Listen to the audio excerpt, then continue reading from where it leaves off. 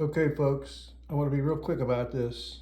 This is how you make a pinhole observer of the eclipse. Without using glasses, you can see a reflection of it in this box. This is a cereal box, okay?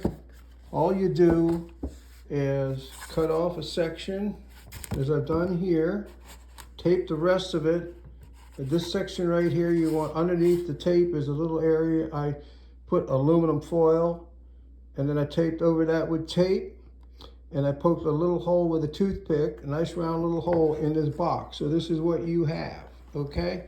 Now, the reason I covered up the tin foil with tape is I don't want that sunlight reflecting in my eye when I look in this hole. Okay, you may have seen other ones where they leave the aluminum foil exposed on the outside of the box.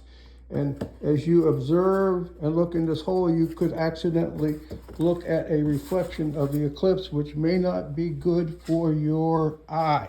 So, I'm going to show you how it works. Okay, we're outside. I'm putting my head away from the sun. I'm facing away from the sun. I hold the box up like this and I move it around, and you will see a reflection in the box. Do you see that reflection? Okay, there it is. You can see it. Oh, you got to get it. It's hard to do it with a camera here. At any rate, it's in there. The reflection will be in there and you will see it. Let me do it without the camera. See if I get it back.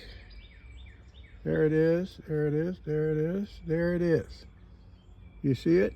Okay, now you'll be able to observe the eclipse by just watching it like this. You won't have to look at the sun and ruin your eyes.